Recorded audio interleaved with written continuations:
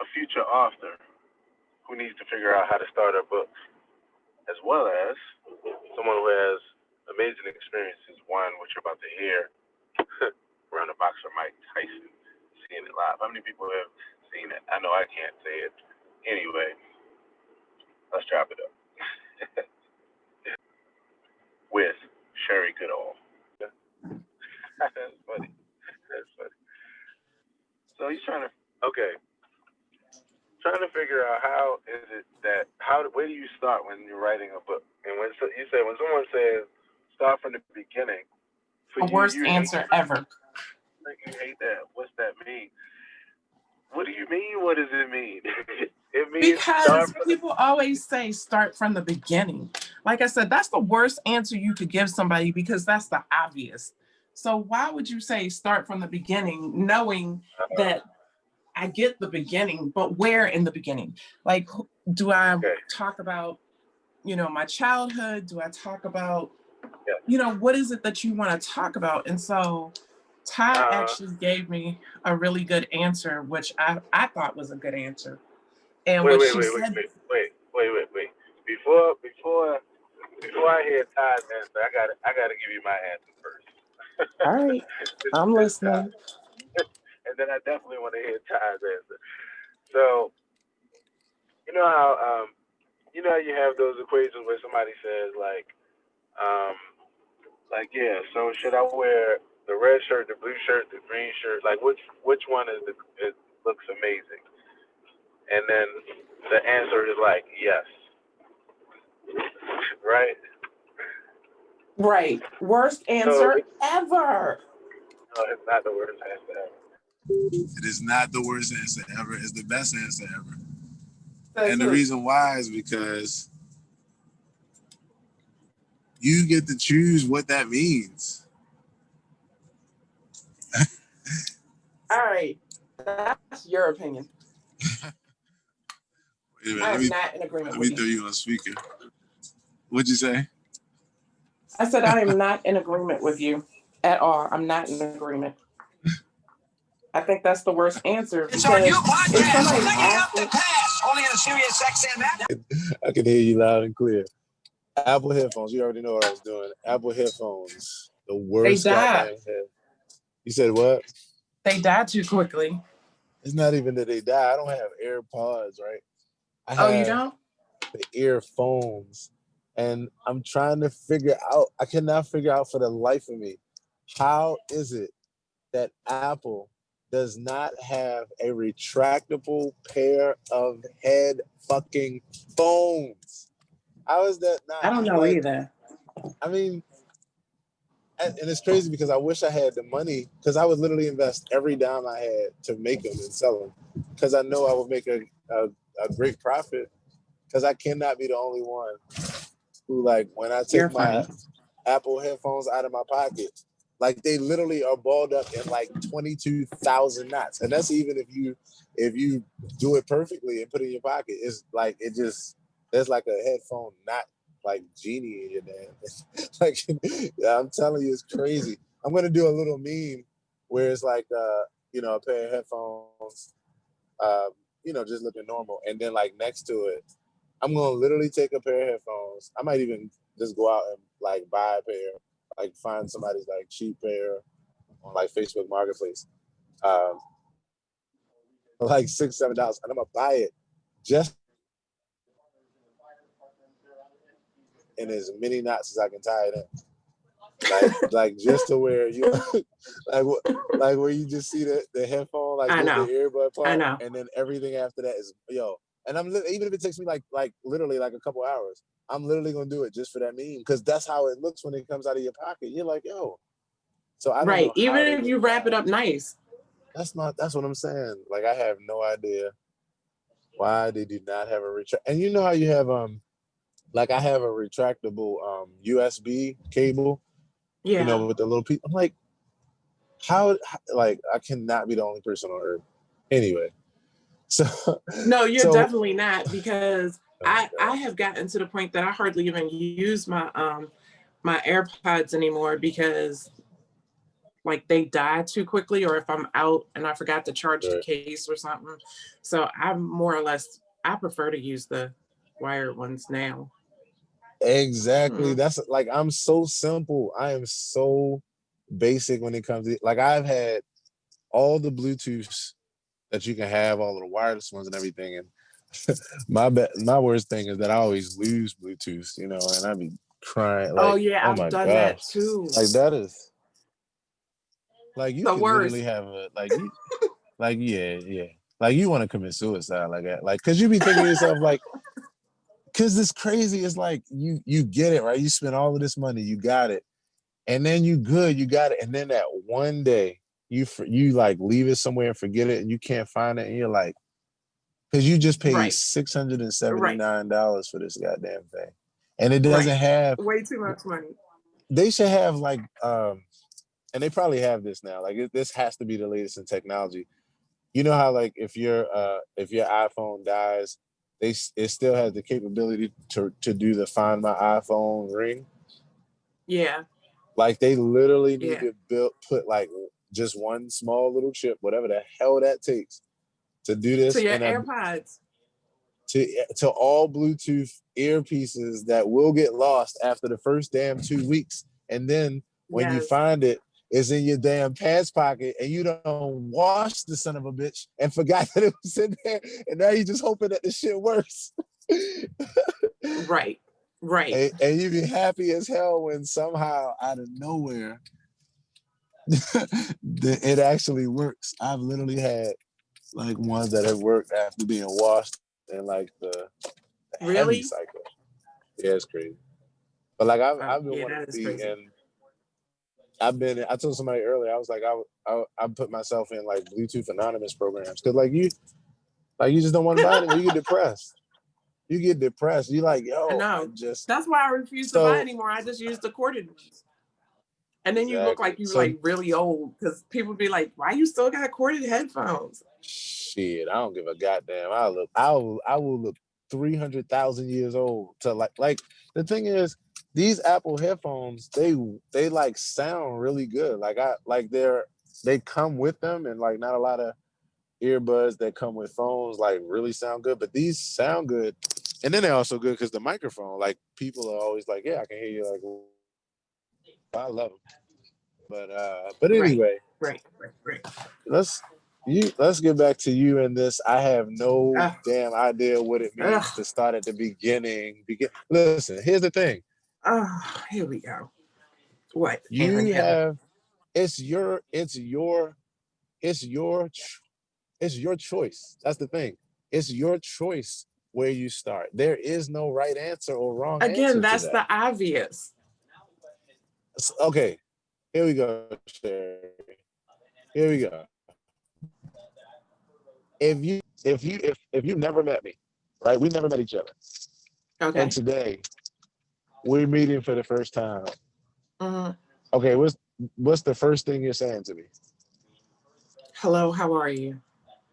Right. So I'm like, hey, I'm good. I'm Aaron, and you are? Sherri. That's what's up. Are you from around here? Yes. And Okay, you? like around like you live here now, or like Yeah, this I is grew where up you're off of Hilton from? and Liberty Heights. How about that? Ah, okay. Hilton and Liberty. I'm a So West Hilton, Side girl, West Side, through and which is through. Die through hard. and West through, Side? which is not too far from where I am right now. So I know this area. So Okay. okay, cool. So you grew up. So that's where you're from. You are from Baltimore. You are from West Baltimore. This goddamn person just ran the damn stop sign that I worked so fucking hard to get in place. Oh my gosh. Yes. Oh I'm on my no. I'm on my block and I can't zoom in. I guess I can't zoom in, but They ran the that sign. damn stop. So this one was there, and Yeah. then I did a cool video, got this, and the city put that there. Still running this shit. Okay. You can't save everybody, unfortunately.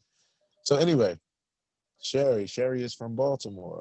Sherri grew up in West Baltimore. Right. You grew up with mom and dad in the home, or just mom, just dad? I grew up in a 2-parent household. So Sherri lives in Baltimore, West Baltimore to be more specific, and she grew up in a 2-parent household. Do you have any brothers or sisters? I do. I have 3 sisters and a brother. Three But one sisters, one brother. and a brother. But one of my sister died last year, and So my sorry. brother died several years. Died Right. actually many years ago. So Right. now they're just 3 of us. 3 sisters, one brother, right? So 3 sisters, 1 brother. What are you watching? Who? Oh, you got the 24-hour news cycle on? Oh, yeah, the TV is on, but I'm not paying attention to it. Turn it down. Oh my Jesus! Hold on. For crying out loud, Herb. That's exactly what I'm doing. Crying loud. Oh my God. So, So but listen, you are but this is Sherri the thing. This is the from thing. This is the Baltimore thing. in This is West the thing. Baltimore You are with mom and dad, oversimplifying this. and with mom and dad, and with 4 siblings, right? You No, said 4 well, okay, siblings? so wait, let's be clear about this. So yes, I have 4 siblings, but we did not grow up in the same household. I am That's my fine. parents' only child. That's cool. Where do you fall as an age in I'm this? the baby.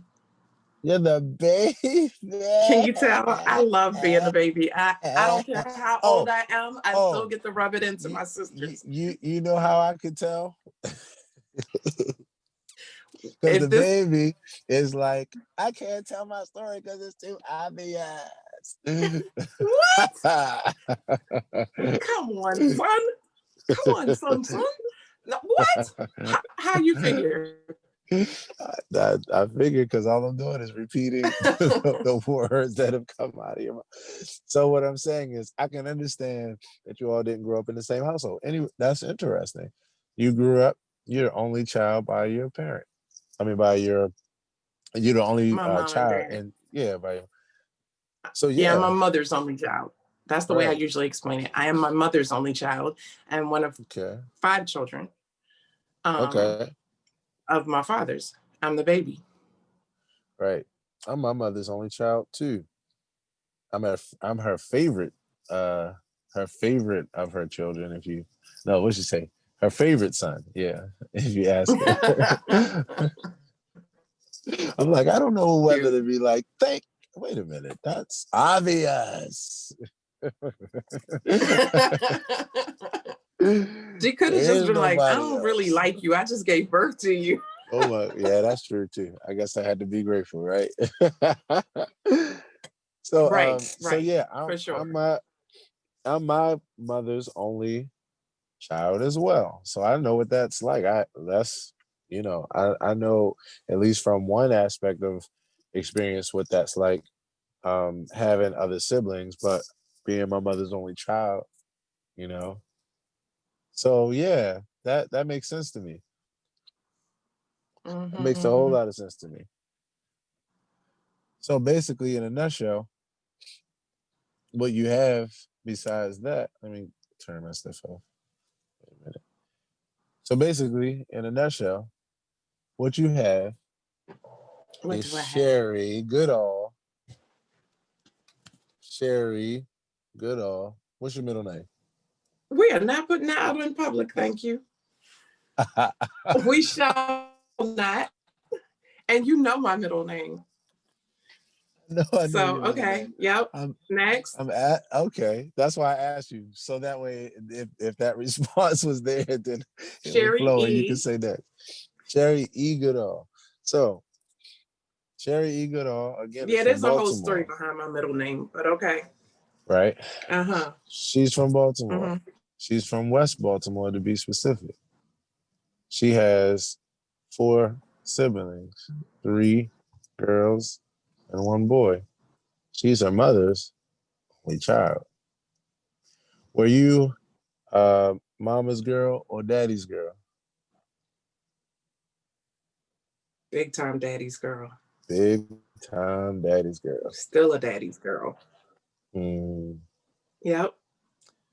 Well, Ride or die. that's another thing that I understand very well, because even though I'm not a daddy's girl, I have a daddy's girl. Yeah.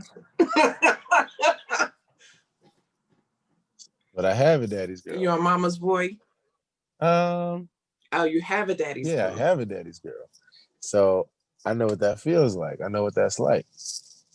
You know? You're a girl dad. What? So, of course, because when you have that kind of relationship, then there's a whole lot to, you know, that relationship as far as like, you know, who you all were. And within that, there's like some amazing memories, you know. Absolutely. So I can only imagine that. So, in essence, we have just defined your starting place. And sure, it was obvious, but at the same time, while it was obvious, it's still very much who you are, is what your story is, and it is very colorful. You know, I always say, so the Black Girl Magic, Sherri E. Goodall. You know Yeah, what you that's do say about. that. You know what that's about. Right. And so there's so much color in your story already. Yeah. I'm in West Baltimore right now as we speak. I grew up between East Baltimore and West Baltimore. The place where you grew up, I know very well because I'm right around the corner from there now, and where I grew up was even Right. closer to there because I grew up in the Bradish, North Avenue, Bradish, Baker Mm-hmm. Street, Bentlow, Baker Street area. Boom. Right. Right. So, you know, I have a lot of memories, a lot of great memories with my cousins, because my aunt lived in West Baltimore, and my aunt, that was my mother's closest sister, and so I used to see them like at least every week, pretty much every weekend, if I remember correctly. And I used to stay over there a lot, and I had so many fond memories, you know. And I also had some not so fond memories, but they were memories. Like West Baltimore is a whole vibe. It's a whole lot of Yeah, it vibe is. in It so many is. ways. So So, wait, you where did know, you go to elementary school? started off Lakewood Elementary, School 85. What do you call it? School 85, Lakewood, then Harford Heights Elementary School, East Baltimore, then Brims Lane and Bel Air Edison. Then moved to the county to Woodmore Elementary in Woodlawn. So I Okay. went to 4 elementary schools. So you never went to like Hilton or Ashburton or none of that? No, no, I was east. Or I Lamel? was You never went to Lamel for middle school? never went to Lamel for middle school, but I know that's the thing, because I know people. Of course, I have friends in all of those, you know, that went to all of those schools. So Yeah. I know I'm familiar, you know, and there was a lot, Walbrook and all these places. So Right. you had a lot of memories, you know, growing up in West Baltimore. Yeah, but I went to private school for elementary, and so I didn't go to school with the kids that I grew up with Right? until I got to middle school. And honestly, even still, I didn't go to middle school with the kids in my neighborhood. Most of them we went to different schools, but it still was dope Okay. as hell. Like we had the best neighborhood in the whole Northwest Baltimore. Right. Literally, like people still talk about our block. Like our Hmm. block was the shit. Wow. I And can we're imagine. all still very close. Mhm. So even though I didn't have brothers and sisters that were in the area physically, but the people I grew up with, we're literally like brothers and sisters. Right. We show up for each other's kids. We show up for funerals. We show up for weddings. We, check on each other's parents. To this day, we still are like that. Right. That's And the ride or one that die, like don't roll up on one of us because then you got to deal with all of us. That's just how it is. that's what these, like in our neighborhoods when we grew up in these East Baltimore and West Baltimore neighborhoods, it might have been a lot of crime and poverty and drugs and that kind of thing. But in the midst of that was a lot of tightness, a lot of togetherness, a lot of family oriented feelings. Like when you're in the ghetto, like you're looking out for each other because you're in this same circumstance. And of course, you got the flip side of the coin too, where, because that's the case too, you got more people that are dealing with poverty, which pushes them to do things, against each other, that's to compete for resources and that kind of thing. But yeah, the other side is there's a lot of deep love in the hood, and so that's why I was saying the good times, right? Because there was so many times being with my cousin and him with his friends and us all together where it was just we were all playing together. We all like were tight and having fun together. Everybody was looking out for each other. It was just one big like family. You represent your family, you represent your neighborhood. So yeah, I get that. I can imagine the stories whew, that you have from those times growing up. Yeah. Yeah. Yeah. Yep. I love those guys and the girls I grew up with. It was mostly boys in my neighborhood. Um, Probably about a dozen boys and about 4 girls, maybe Okay. 6, if I had to count it. But yeah, when I first got to go out to the club, I had to go with the guys from the neighborhood. My father was not allowing me to go to the club, Hmm. definitely with my girlfriends. He was like, nope, it was a certain group of guys in the neighborhood. He was like, you going with them? All right, y'all look out for her when I was old enough to go out. So, Hmm. and they did. That makes sense. A lot of guys, they look out for you like they look at you like a little sister. you know, Exactly. Exactly. Neighborhood Exactly. love. Yep. So, Lots of love. Lots of lots of love. love, lots of love, lots of stories, you know? So the question still remains, which story do you start with? Congratulations. So that's what we were talking about. Congratulations. We just did the answer before you asked the question. And when you go back and listen to this video, then you'll just listen to the answer all over again. Here's the beautiful thing. Here's the beautiful thing, right? And then I want to hear what you were gonna say next and what Tide's um What Ty told me. yeah. Okay, so here's the thing. You just asked the question and it was after we just answered it. We answered it experientially because once you really look at it and you just think about like everybody has a starting city that they live in. Everybody has a starting area that they live in. Everybody has a starting situation that they live in, as far as their living situation. Everybody has a starting situation as far as just their childhood as a concept, um, within itself. Everybody has this when it comes to things within their childhood, like the branches on that tree, like school. School's a whole life by itself. Right. Outside and friends, that's a whole life by itself. And then if you do stuff like if you're involved in activities and stuff like that, or sports or anything like that, and then you just got like your family life, and that's a whole deal. And so everybody has that. And then from there, everybody has the next level of that, which is young adulthood and starting to go through, understand, starting to think about who you are and your identity and, the kind of things that you're into and your preferences. And, you start making some different choices, and everybody has that.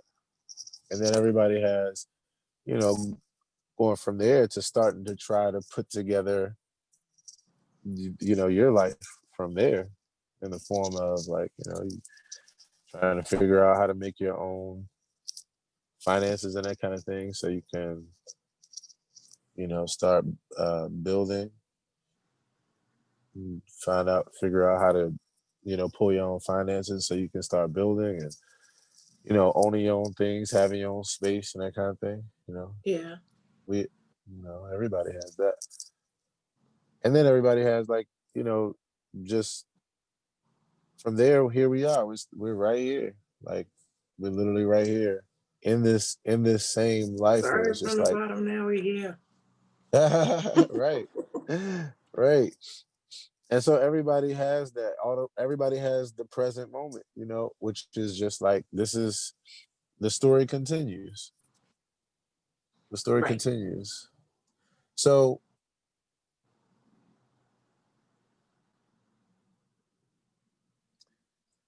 the thing is, your all you have to do is just answer the question in the same way that we just did. And one way of doing that is that we might even chop it up once a week where you just telling me about, you just like literally bringing me up like this, like let's just keep talking. But the main thing is you just need to talk. Okay. All you need to do is talk. There is no starting place.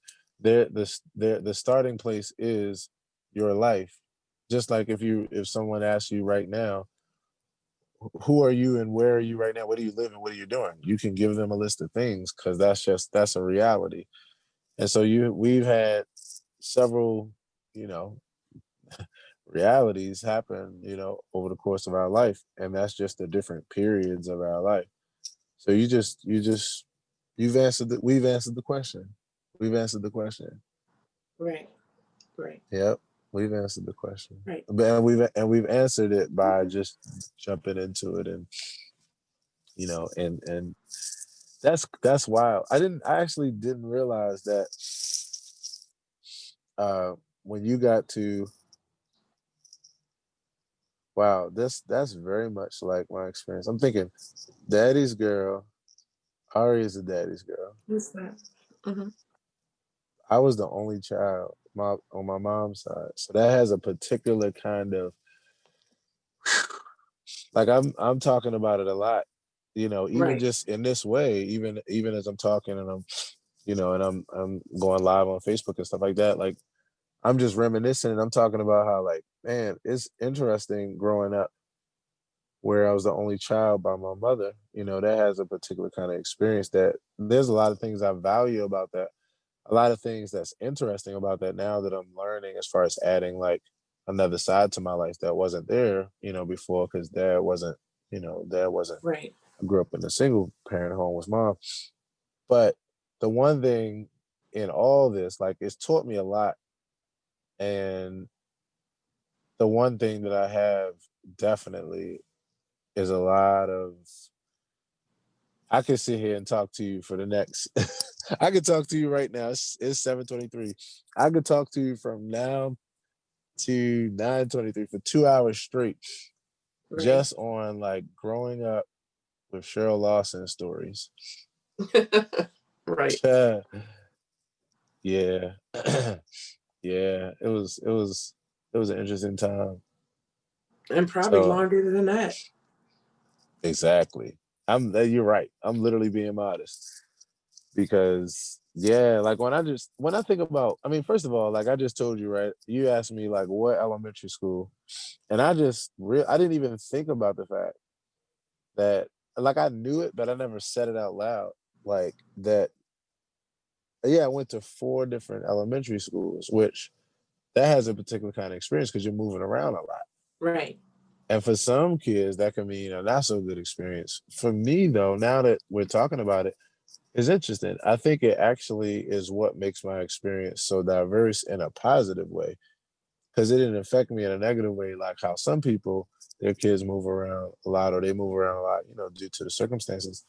And it unfortunately has a negative effect. I think mine was actually positive because I went from East Baltimore, like East Baltimore, to like a little bit more so northeast, to then west, but county west.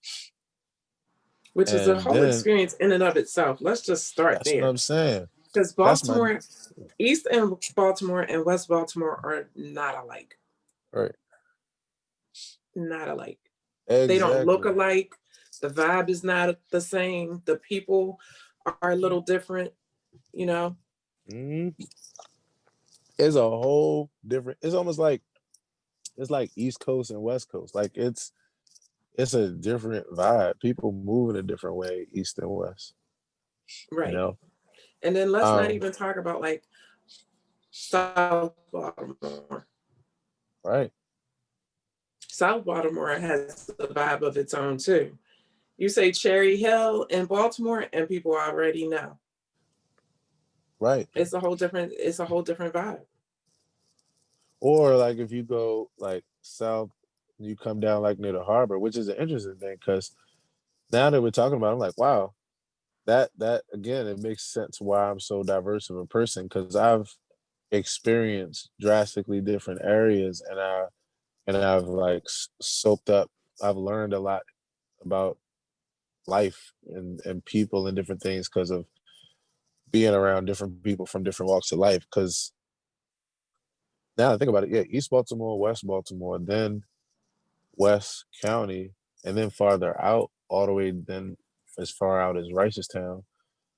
And but then Right. as life went on and then I would get a job in South Baltimore and be around a lot of people in South Baltimore between the harbor and Cherry Hill.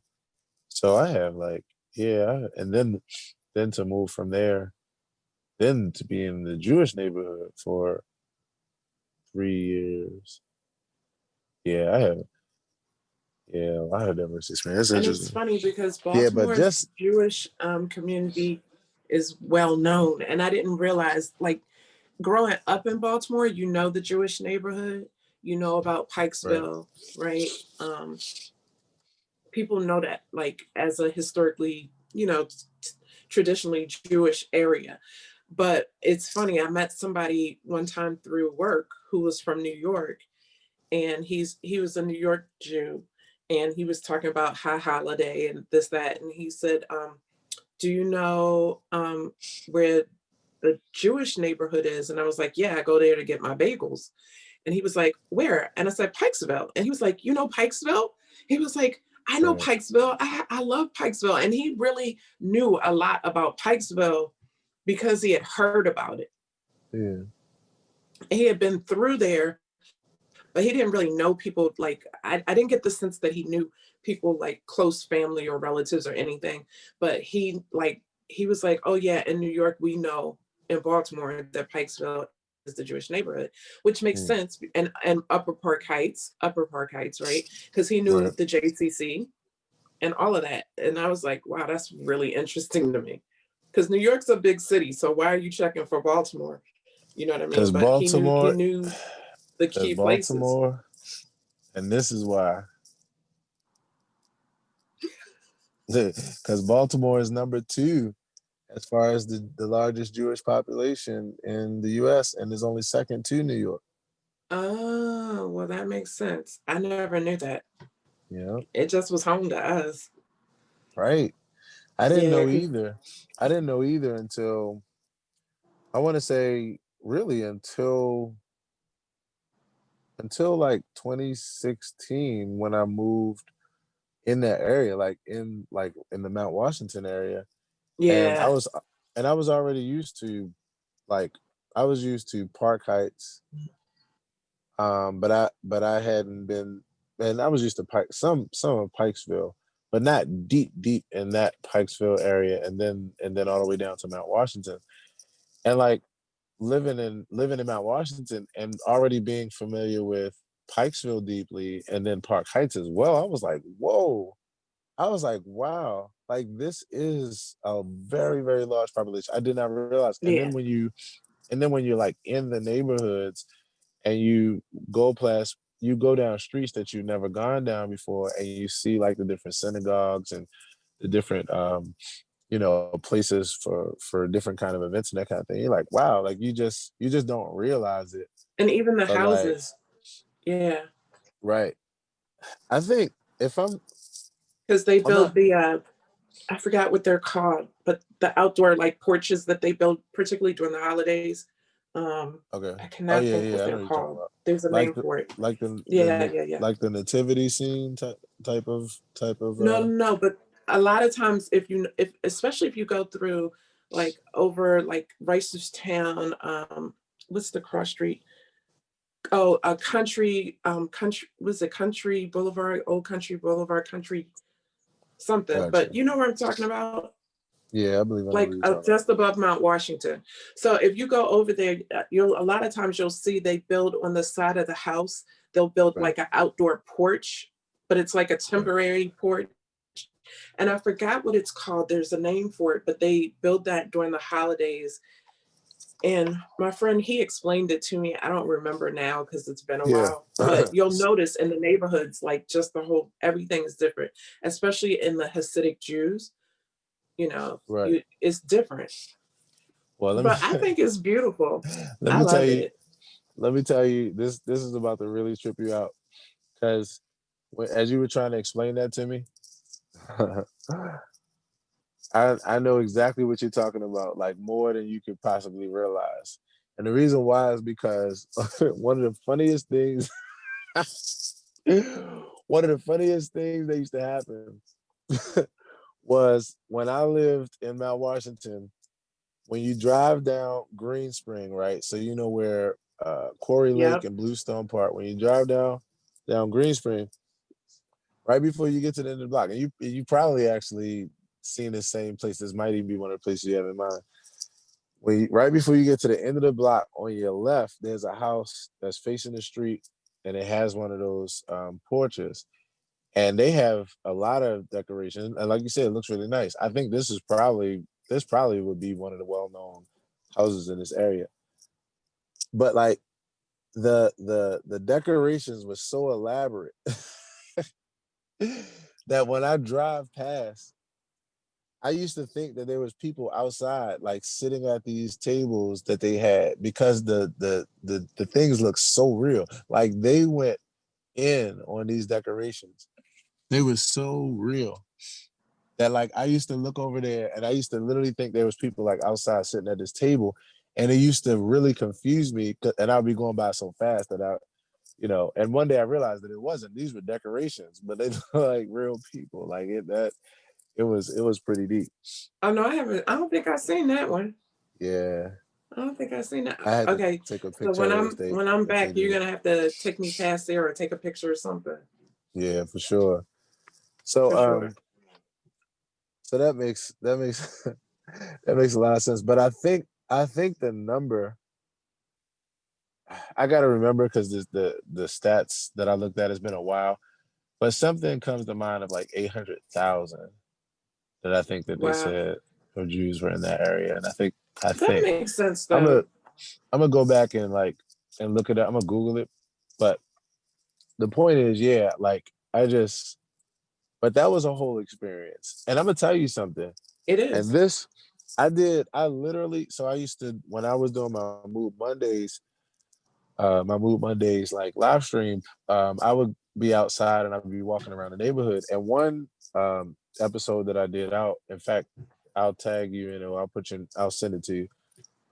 One episode that I did, I was talking about how much I appreciated the Jewish culture and living in that area for those 3 years because I absolutely, absolutely, absolutely love the way that they are as like a family structure and family units. Like when you would see them Yeah. out, especially on the Sabbath when they weren't driving, like I was literally like, man, I was like, we could literally utilize that same ritual, like literally just don't drive on one day a week and just walk together, because I was looking at how much family bonding was happening, like Yeah, yeah, how much it was very much like a very good these very good customs and traditions that really right, are very village oriented and really family oriented. right. And so I did a whole live stream about it. Like my whole Moon Mondays podcast was just about like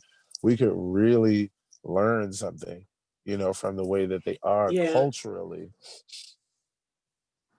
Well, I mean, I definitely, I admire Jewish culture. I admire Same. the history, and not so Right. much the history as it is the fact that they've been able to pass it down.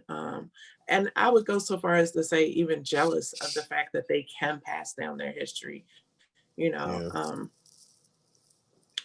I was just watching something last night. They were talking about like the history of TV and how it evolved in terms of the storylines that were being told on different shows and things like that. And they were talking about in the 90s, there was the movie Schindler's List. Have you ever seen Right. that?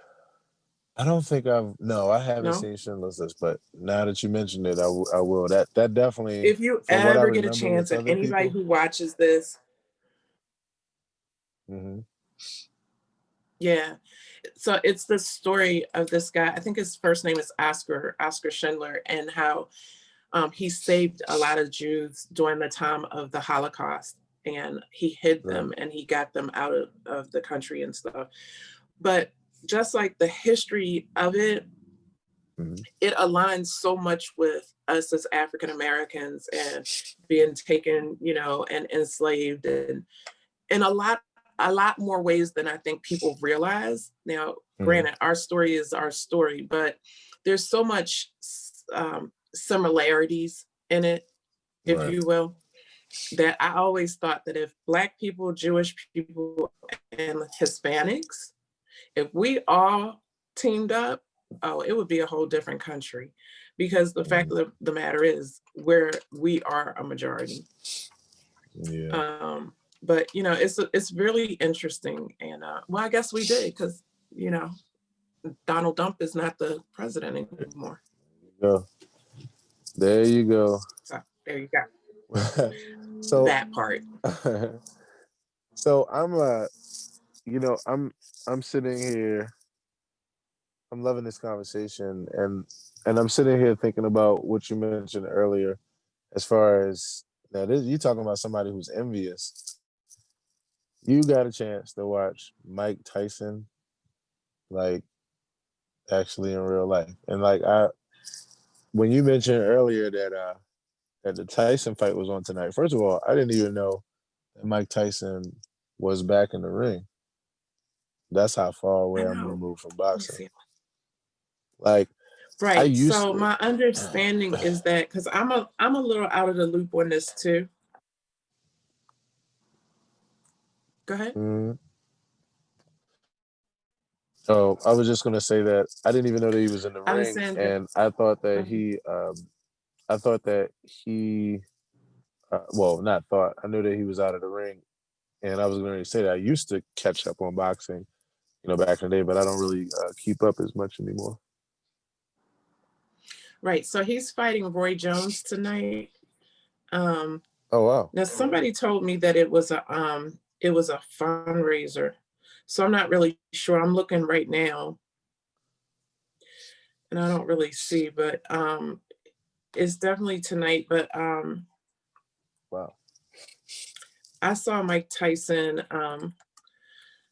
It was I don't remember. I want to say it was Buster Douglas.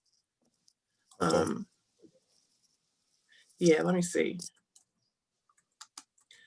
Knockout first round.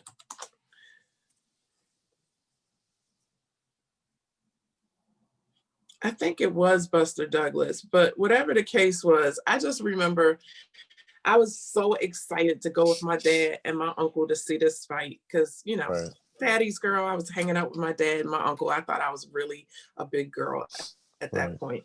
And we went to the fight, and I never forget, I had to go to the restroom, and the fight hadn't started yet. And they were like, okay, first round, the fight was starting. I go to the bathroom. My uncle goes to the concession stand. We come back, and the fight is over. When I tell you, my father and my uncle were cursing a storm. They were like, we spent all this MF money and the fight, he could at least let him stick around a little longer than the first. They were so upset.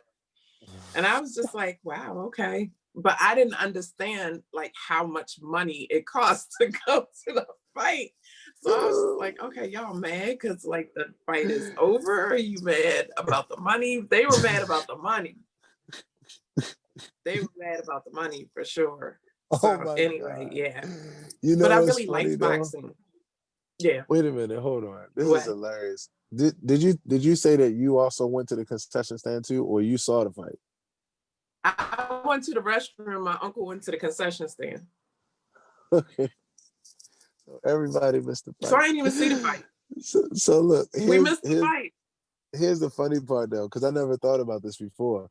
Do you understand how many stories? Do you know? Understand how many people's story this is?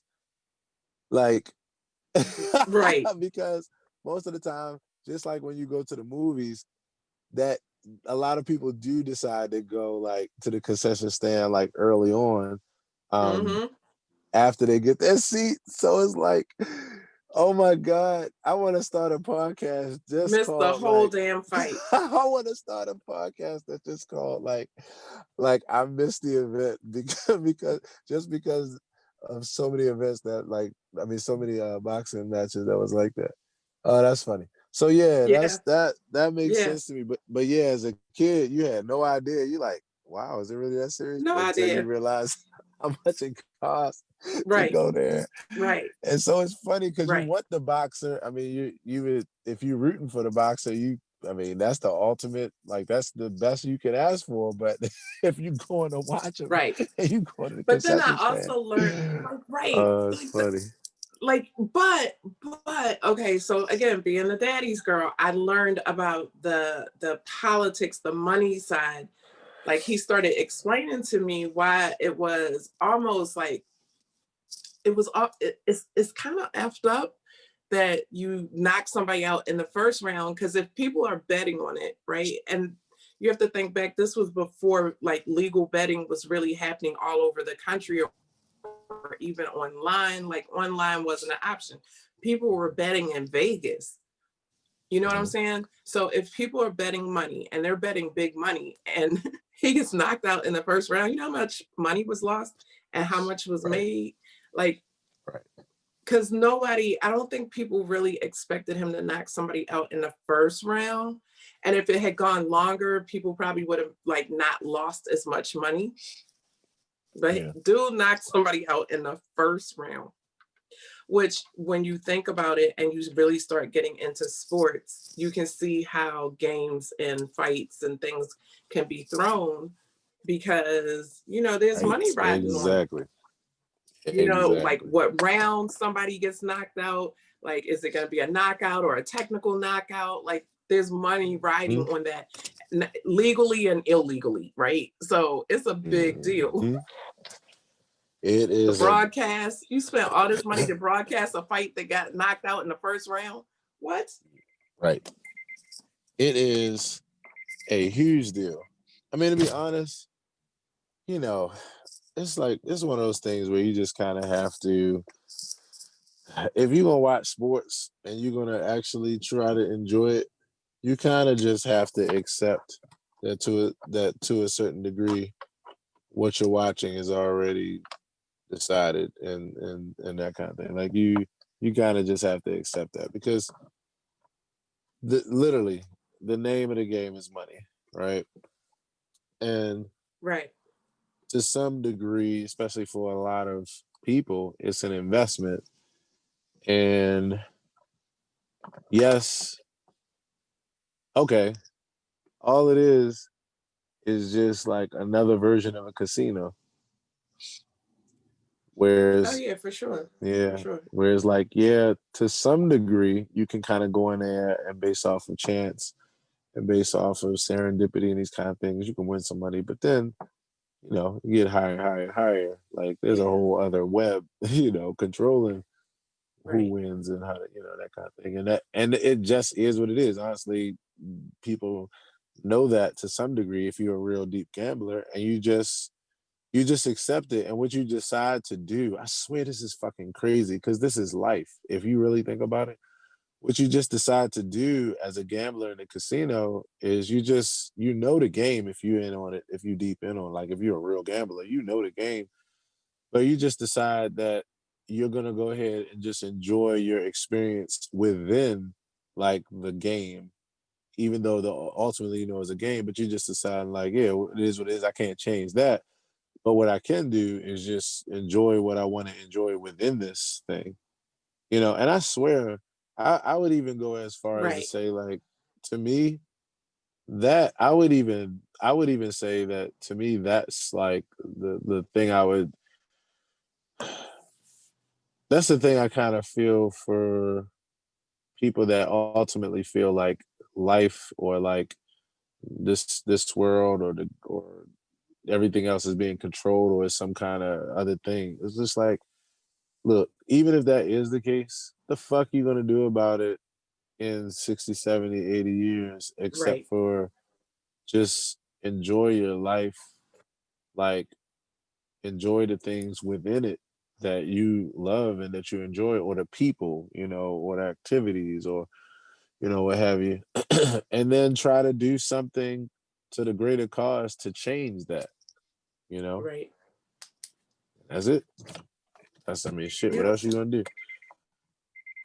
Not Unless you much. believe, Not much. unless you believe you're coming back to this joint to keep working, and okay, if that's the case, then Listen, if I come back, I'm starting over as a whole new being with a whole new, like everything's new. Everything gonna be new. okay, And that's, not that see, I look, hate the being that I am, but I mean, if you're gonna come back, like the whole point is to experience some other things. So if I'm well, a black female right in uh-huh, now, I'll come back uh-huh. as, something else. I don't know. Well, let me tell you this. I think everything you just said is totally cool, right? You said the whole point is to do that, and I'm gonna add to that. The whole point is to do that if you make it the point. So, Right. Well, if you so believe in reincarnation, well, even if you do, it's still the way you just explained it. It's still like you have your version of it. Because some people like, right, like, right, right. like I don't know, like, and like, look, I was literally opening my car door. When you said that, I shut it and got back in my car. I was like, oh shit, this about to go some places, because it's an interesting question. It's like you immediately said that you would, your thing would be like variety. So it'd be like, okay, I did this time. I want to experience something else. And that's an interesting perspective. And like you said, not that you negate your life that you live, but yeah, for you, the variety. I wonder, because I would say, like, I probably would at least, because of the fact that, like, if it's, because of this lifespan, and at max 90s, so Right. I'm 38 now. So what's that, 50 years? That's a good amount of time. You can get a lot done in 50 years. But like at the same time, every day my vision of things gets bigger and bigger. My education gets bigger and bigger. And so therefore, I become even more fascinated with life on a day-to-day basis, to where, and then there's so much shit to learn. And then and because I'm addicted to learning, Right. every time I learn more, then I realize how much more there is to learn. And then it happens all over again. So I almost feel like 50 years wouldn't be enough for me in this experience. And I probably would at least the next couple come back and say, like, still the same, just continue on this with this same everything.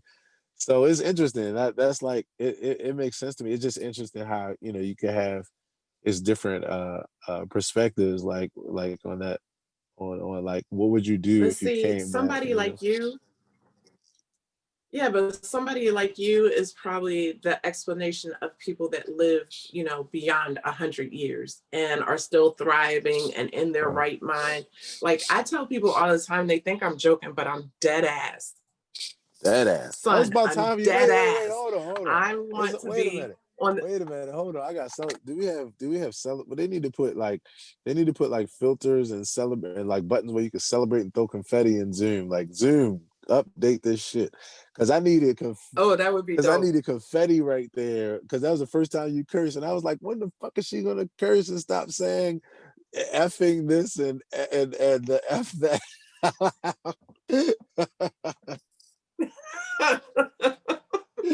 So well, you know, the Sherri that Aaron knows is not the Sherri that everybody knows. and So, that is but why we are anyhow, here. listen, I'm dead ass. Okay, are you listening? Are you listening? Are you listening? Listen, I'm all Clarence, listen. This is what it's gonna be. I am going to be on the Smucker's jar because I'm going to be at least 100. And I'm going to be on the morning news on Good Morning America where they're wishing me a happy birthday because I'm going to be at least 100 or older. I can see that. Like that's, I can see that. it's the craziest goal ever. That's my goal, to be on the Smucker's jar and be celebrated on the morning news for turning 100 or older. So, you know, I'm going to tell you something funny, right? So what? And looking good, making it look good, by the way. Right. I feel you. And I you know why I believe that? I'm gonna tell you why I believe that. And this is literally just like totally left field from like, I guess you could say, in a way, I think it's left field from anything you would ever, you know, think I would say or hear me say. But I'm literally saying that because it's some wild ass thing that I don't even have any reason to believe other than I'm just like, for some reason, I just believe it. I think you're definitely going to be at least 100, which means I think you're going to live 3 years longer than me because first I was at a Baltimore farmers market one day, right? Just a regular day. And when I was coming out of the market, there was this old woman that was there that was like, she was like, you know, do you have a few dollars, you know, and I was gonna give her some money anyway. And she's like, you know, can I do a reading? You know, I'm a psychic and that kind of thing.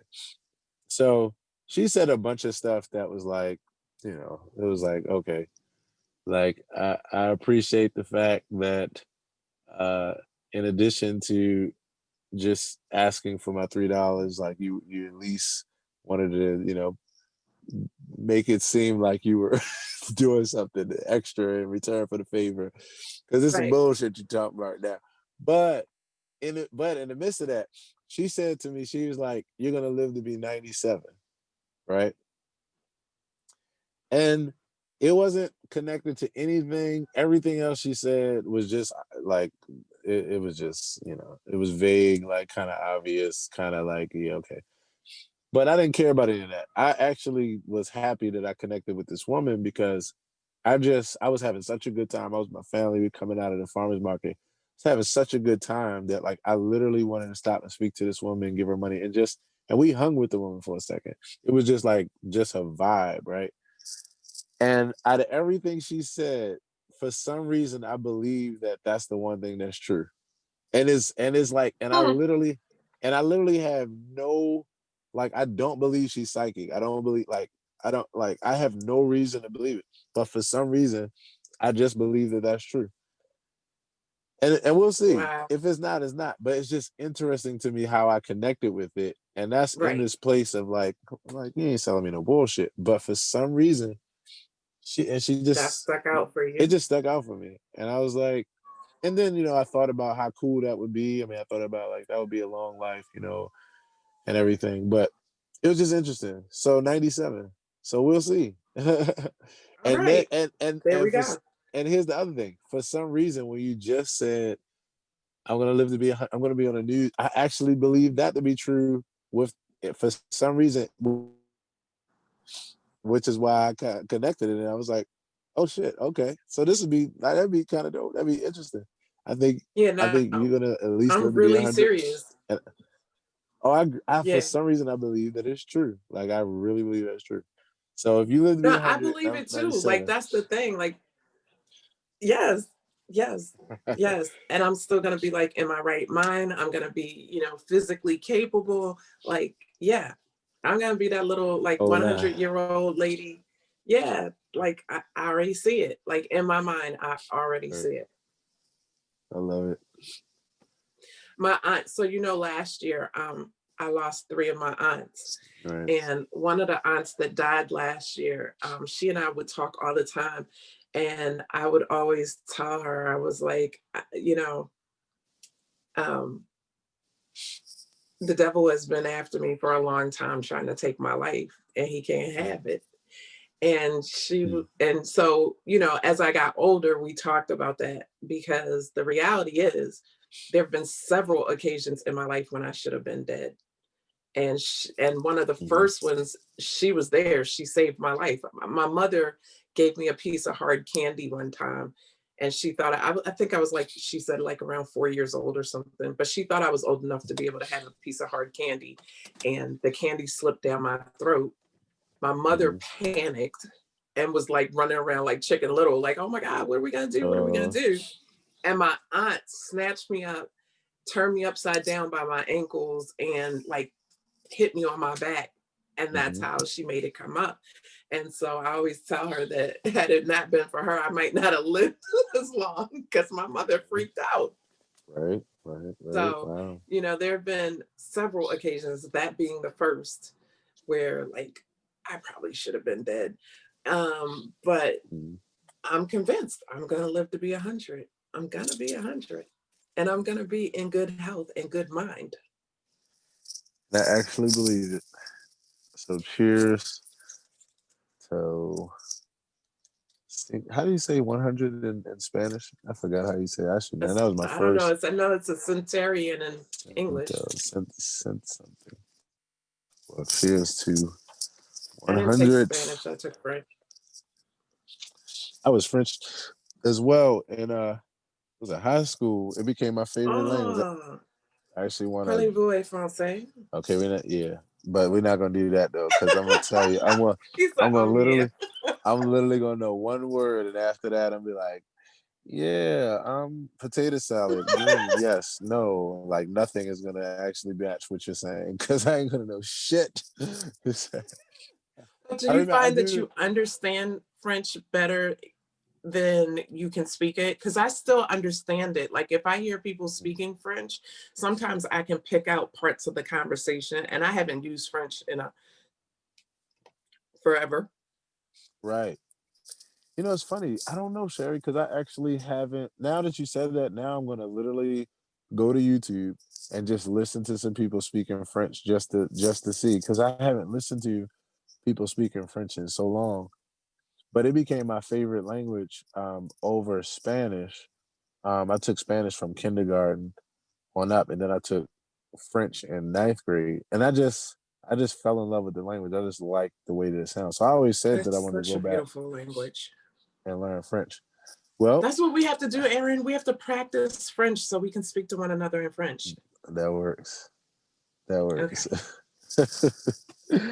I also like if I hear, certain parts of Africa, they have like a French dialect and stuff.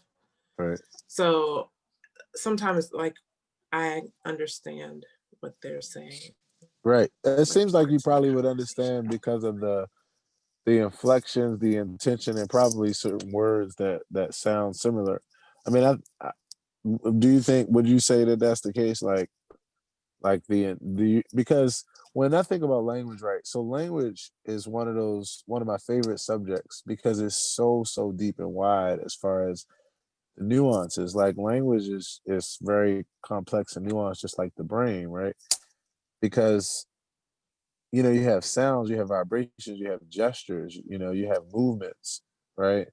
Then you have inflections and intention and pitch and velocity and tone and dynamic, and so all that goes into what creates communication and what creates language.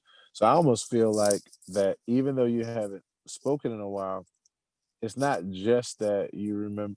It's you remember it on multiple levels. You have so many different neural connections for to it. sure. So you recognize the inflections plus intention, plus pitch, plus tone, plus dynamic, plus Right. sounds of words and syllables and vowels, you know. But I tell you, it's, I think And I that remember Latin. I took Latin too.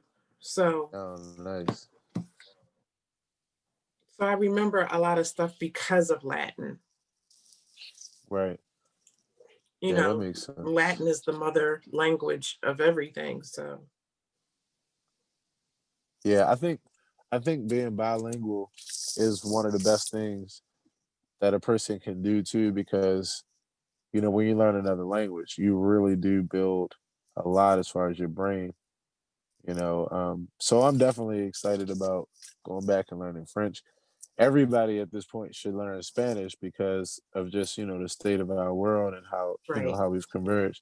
Because like I remember in my, like, when I was in Ricestown, I lived in a neighborhood where it became frustrating, because there were a lot of people there that did not speak a lick of English. And because I didn't Yeah. speak a lick of Spanish, it would make, like, you know, certain basic communication, basic things that we need to do, you know, it'd make it tough to communicate or whatever, make it complicated. So I was like, yeah, I need to go back and shed on my Spanish. You know, it just makes sense. Like we all need to be able to communicate. I mean, that's the foundation of how, you know, we work together to do anything, or you know, thrive together, especially in these times. You know, now that with Yeah. Donald, as you said, Donald Duck. That's the first time I ever heard that Donald reference. Duck. That was funny. Let me tell you the That's quick story about hilarious. that. Donald Oh, so Duck. now But you my want to tell cousin, stories. Now you want to tell stories. Now you want to tell stories. Okay, tell your story, Sherri. thank you. I just had to I just had to accentuate it. I just had to accentuate it. See, I told you it's not hard for you to tell stories, but that's why we're gonna. It's not hard for me to tell stories, but that doesn't equate to writing a book necessarily. This is how you write a book. This is the thing. The good thing is you don't actually Books have have to what. chronological order sometimes, not like Sh- this. Anyway, let Sherri, me tell you a you story. So the look, story is, oh right my before you God, right before right before you tell me the story, I'll let it go right after this. Right before you tell me this story, because you got to hear this. If I was a person who could like make the rules at this point, I wouldn't let I would make a rule that an author could not write a book until they told their entire story and everything that they wanted to say in the book this way first. Like it would literally be a rule. You could not do it the other way. And the only reason why I say that is because this is writing the book times 10. Because first of all, you telling your story gives you the ability, like, and that's why I was saying there's no such thing as a starting place.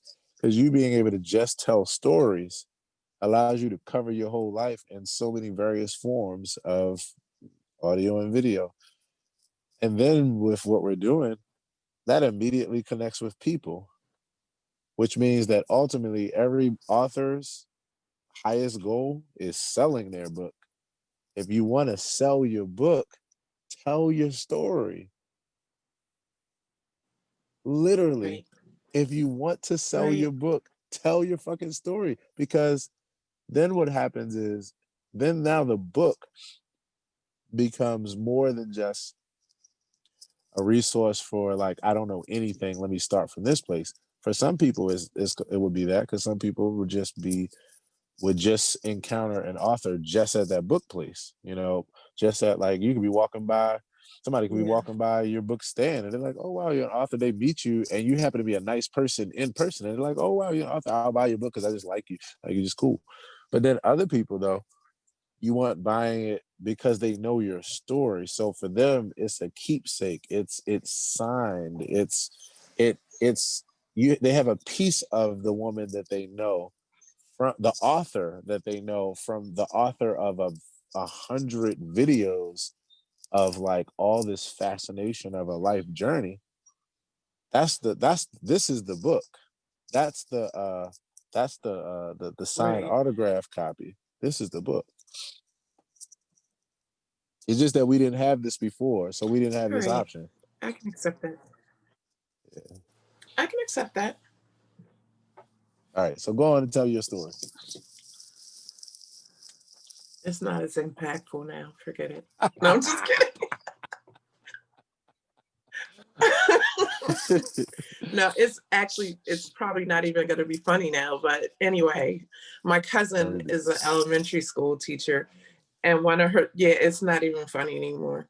One of her students, they were talking about that is the story. I'm telling you, yo, this is the story. So she's an elementary school teacher. They were talking about the presidential election. And of course, the kids, they're talking about like, how elections happen, etc. And the one little kid in her class called Donald Trump Donald Dump. And, and she was just like, did you just say Donald Dump? And he was so self-righteous with, yes, Donald Dump. But it was obvious that is the way he learned it, which means that's what his family was saying. Because, kids only repeat what they've been hearing at home. Right. So, so ever since then, my cousin is like, yeah, Donald Dump. Yeah, that's hilarious. So, that is absolutely it's not even funny now. It is. That was hilarious. Oh, wait a minute. No, I'm just kidding. Where's the goddamn rewind button on this damn thing? We need like TiVo style rewind. So now we need confetti and rewind. I'm telling you, at least confetti. We need confetti. Do you understand? And rewind now. Think about it, Sherri. If I was able to hit a confetti button, that means that when a person watches this experience, it adds even more to it. It's like it's live in the moment. I know, it would be kind of dope. But Zoom will be there. They'll add filters and all of that. Right now, they're just doing a great job. No, Facebook will do it. That's what's going to happen. Right, and then Zoom will follow. So, yep. Yeah, but anyway, because this is this is it. This is television, Sherri. This is writing a book, Sherri. This is lecturing, Sherri. This is writing an article. Do you know how many? I did an article response video called "How to Stop Interrupting," right? And I just did it in my own journey of like getting better with that, right? I just read an article and I decided to read the article and then read it live and then tell my thoughts. That's me writing my book, so to speak. This video has gotten so much love and so much traction on YouTube. But what really hits me the deepest are the people's comments. Like, people are like, you have no idea how much this video helped me. Like, I'm so humbled by what you said. I mean, by your thoughts on this. Like, you helped me realize that I thought that I was letting my girlfriend speak, but I realized I was interrupting. People being like, I'll follow you forever, like deep stuff off of this. And it's just off of the fact that I did it, in this way. This is everything, Sherri. Like, this is everything. I would literally make it a rule that an author could not actually come out with a physical book until they did it this way, because this is the part that connects you to the source. This is the part that, remember how I always say, like, I see you as like a girlfriend's girlfriend. Like, I see you as a girl's girl. I see you as like just that fun person that, like, Sherri is just your girlfriend. Like, she's that cool girl, she's that cool woman that you just like hanging out with. And hearing her stories, hearing her experience, hearing her laugh, like, And so, well, thank you, Aaron. Yeah, and so because of your, how you doing? All right. Because of your, you still outside? Yeah, I'm in my car, yo. I'm in my office. You see my junk? I'm in my office. You got late night office hours. My next video is like, my mother gets pissed every time she opens my car door. She gets pissed because of the amount of stuff I got in here. I have to convince my mother that this is not a car. It's a mobile office, and this is a desk. It just happens to be a junky desk. I understand. It's the most like, and so I thought about it when I left Montebello today.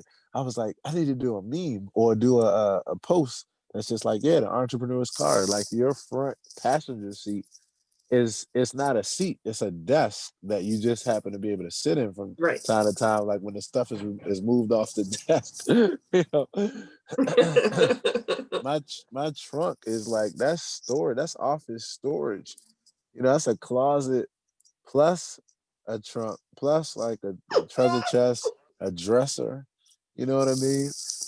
Like my cup holder is like, Oh, that's a part-time dish rack. You know what I mean? stop. I can't. Not the dish rack. Not the dish rack. When did an office have a dish rack, sir? Oh my goodness. So you got the expensive office that's got like the dish rack and it's got a little kitchen area. Yeah, right.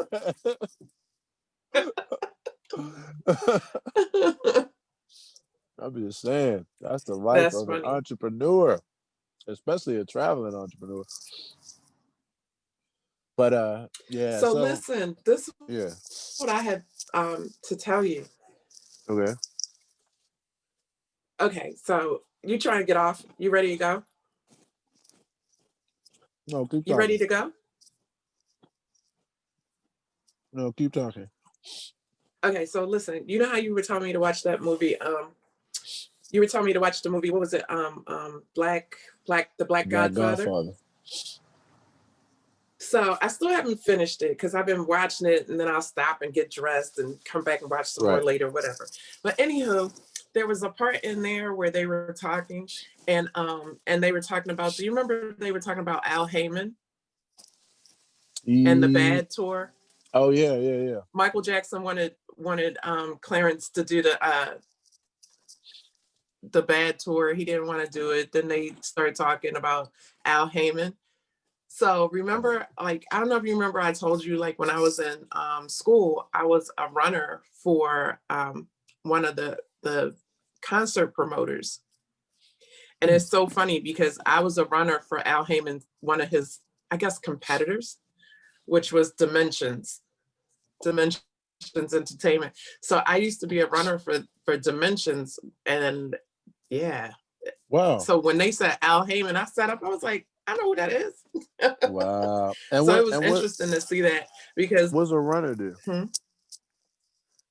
A runner, oh man, a runner is basically a gopher. You are the backstage gopher. And it was fun though. I mean, I was young, so it was dumb fun. Cause I mean, I had to be there like when they did load in. So you're there probably like a 12, 18-hour day. It's a long ass day. But it's fun as hell because you're there, you see load in. So, you know, I'm staging and production. You learn the backside of the stage. Right. You learn, you know, well, and maybe, I guess all runners learn that, but you do know like the load in time, you know, where the green rooms are, where the dressing rooms are, stuff like that. If the production crew needs tape because they ran out of, you know, electrical tape, you got to go get it. My experiences were fun though. Like I was on the tour with TLC.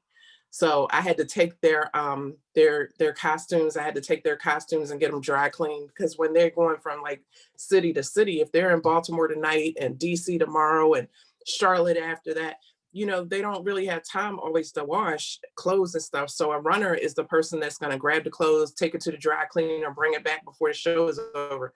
And my job was to know, based on wherever we were for that concert, right, like I had to find the closest dry cleaner. I remember one time for Patti LaBelle, we had to get roses because it was on her rider. She needed roses in her dressing room. And there was a certain amount of roses and they had to be red roses. And it was a Sunday and I somehow or another, I convinced the store. I went to a Safeway store and convinced them to get the florist in to pull these roses from me. Wow. I was like, my job serious? depends on this. You must get them. Oh yeah, it was crazy. It was crazy. It was so crazy. And the thing is, like the higher ups, they try to give you bullshit stuff that they're like, they're never going to get this done. Like it's kind of like being pledged at some point, because they will give you shit that's just like real bullshit that you're like, that's not going to really happen. But the thing about that is that you got to know me, like failure is not an option. So I was like, oh no, this is going to happen. So then it started becoming, okay, give it to Sherri because she'll get it done, you know? But yeah, I mean, I remember seeing Crisscross riding bicycles. They was riding bicycles or big wheels, some sort of bikes backstage with Maxwell. That was crazy. Wow. I mean, I just had so much fun. So much fun. I met Brian McKnight. I mean, yeah, being a runner was dope as hell. Like I had so much fun. And you get paid like okay money, but when you're young, like some money is better than no money. But then the fact that you kind of are backstage and you're getting to see the show from a whole different perspective, like it was just dope. So envy, I have an envy number 2 for you. Envy of this, because you met Brian McKnight, and Brian McKnight is like, he's probably one of my number 1 like R&B artists, like that style R&B artist, as far as like that particular era. Yeah. Because at 18, I fell in love, and his album Back at One was like soundtrack of my life at that time. Right. I get it. Yep. So like, here's the thing. Here's the funny thing. Yeah. Okay. So I need you to make me a promise. And I'll tell you what it is. Of course, I'm not saying that you have to agree to the promise, but you have to agree to listen to the promise and possibly consider it. All right. So, hey, Autumn. So, 100 is your number at the very least, right? 100. I'm listening. 100 is your number at the very, very least. So, what I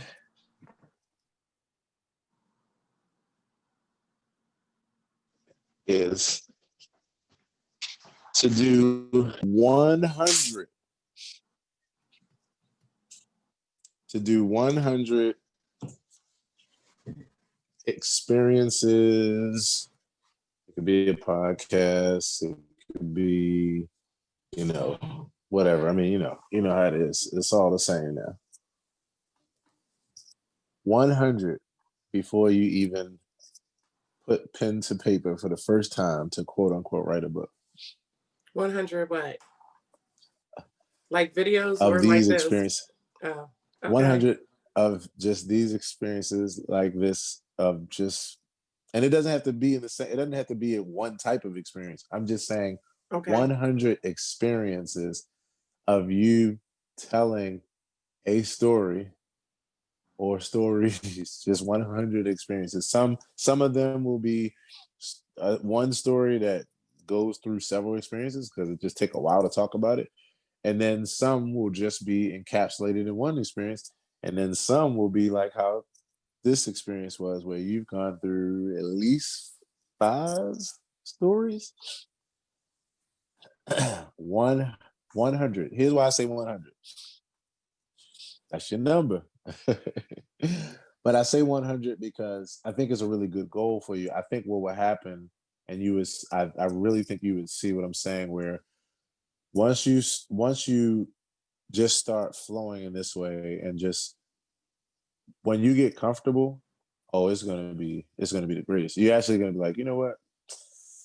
Like at some point you might be like, yeah, I could. This is not only is this like I probably could go to 200 doing this because your stories are so deep and wide. Your life, your experience is so deep and wide. Do you understand? By being a runner, now it makes sense to me. Even why the way that I see you and like your gifts and that kind of thing. And even as I was talking about one day we were talking about you at DTLR, and I was like, that was the greatest experience for you because I saw the diversity it gave you. But I didn't even know about this. the runner piece, that makes sense. You had diversity on top of diversity on top of diversity. Because being a runner, like you said, you had to learn, you got a chance to learn a bit of every aspect of the equation. So you learn so much that a lot of people don't know just from one position, one of those positions, you know? Yeah. And then same thing with DTLR. Like the amount of roles that you played, even within your role, like it made you so diverse. And and that's just career life. Like Right. so Right. what I'm saying is I think 100, I think, and it's not saying that like, you know, like even if you decide to use this idea, it's not saying like you know you gotta kill yourself in vain 100, like not that. It's but I think what I think that you should focus on doing is covering your life and your life stories in this way in a large volume and large capacity. I think you should worry about that and not worry about writing a book right now. Okay. Yeah. Yeah. Because the book will be written. Like at some point, Mhm. just this, as well as when you start writing like physical posts, this stuff, you hand this stuff off to a transcriber later. Like hand it off. Right. Right. But live the story, live it this way, and just have fun doing it. Like the thing is, again, you know, we come from an industry where you only got one shot or maybe a couple shots to like if you were an author to have your story be heard and encapsulated so that somebody could get it or hear it all in one space or buy it or what have you. You didn't have that many options. So you had to just figure out like, okay, I gotta write a book and it's not starting because this is my first time and I don't really know where to start. And I have some feelings about certain things and I don't know if I want to put that in there or not. And then I don't know if people will care about Exactly. this. But This is why I fortune, don't like when you but oversimplify it and say start at the beginning pause, Sherry, because but everything pause. you just said. But Sherry, but here's the thing: you don't have to go back into that because here's the thing: that's not the world we're living in. Is the reason why I was saying all that. So you don't have to get upset about that. You know, I'm not upset, but you don't have to. It doesn't have to then make your mind go in another direction because that's not the world that we live in. So, in essence, if you just and this is how you need to handle this. This is your best friend. Like this is actually the biggest gift you could have. Just now in this conversation, you told at least 5 stories that were not in chronological order, correct? Right. All you did was just talk about the first thing that came to mind. That's all you need to do. In a conversation, Aaron. Yeah, which is why we're going to have conversations where you can do this at least 50 out of those 100 times. And then the others will just be you just like, yeah, like this is just what I do. Like oh, snap. This damn, I just rode past this place and it reminded me of this. I got hit live. I got to go live. I'm just driving in my car. I got to tell y'all about this time when I was blah, blah, blah, and blah, blah, blah. Like, I'm just saying 100 experiences of Sherri just sharing about Sherri. That's And fine. then what you're Okay. going to find is the first thing, everything that an author would, the author's bottom line is selling their book and getting their story out. First of all, it's getting their story out, and that by means of selling their book. That's what every author wants. That involves people and people being interested. It's just that back in the day, the only way you could get people to be interested was to say, hey, hi, my name is Sherri E. Goodall. I'm an author and I have an amazing book. Will you please buy it so you can hear my story? Because we didn't have Okay. a way, because we didn't have a way to sit down with everybody and go, okay, I know this would be fascinating to you. So let me sit down with you and talk to you about the time when I saw Mike Tyson, especially since you're a Mike Tyson fan too. And then the next day, the next person, hey, let me tell you about, we didn't like, there was no way to do that. Now there is. Right. Now you can communicate with everybody, which means that you're living in a perfect time to be able to now sell 1 billion books because of the fact that people know Sherri, they know her story. I remember one time, and this wasn't too long ago, because I just started thinking of this way in like 2017, maybe 16, 17. And it was like I started saying, you know what?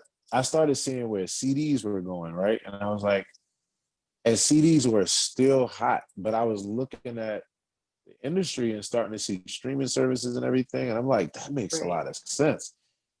And I literally, before my eyes, I knew that even though I was sitting here in front of all these CDs, that they were ghosts. They were gone. It's just Right. that, Right. you know? Right. So what I started saying as an artist was like, I cannot depend on the normal formula that's where at the for all of our history up to date, where I got to just try to make good music, put it on this thing, and then try to get people to buy this so they'll then experience it. I was like, I got to switch the role of what this CD is in the equation. It has to have a different role. It can still be valuable, but it no longer has value. It's not going to have value from the perspective of somebody being like, that's the way I consume my music. And that's the way I trust in your brand to invest in you. That's not going to be the way. Right. And I started realizing the CD should be turned into like an artifact, like memorabilia, like just a keepsake. This is just a piece of me that you're going on with. And it just so happened to be that the bonus is that if your house or your car is old enough, and your house, you happen to buy, like, if you just so happen to have a CD player, you can also enjoy this keepsake that Right. way too. But I had to switch to do the same thing because I your understand. greater asset, every story, like imagine if instead of, like, I'll give it, this is the last thing I'll say, imagine if instead of selling a book as one whole book, imagine authors could just sell chapters too. Like, Right. this is Right. that. You make twice the money. And then imagine instead of just selling chapters, you could just sell pages.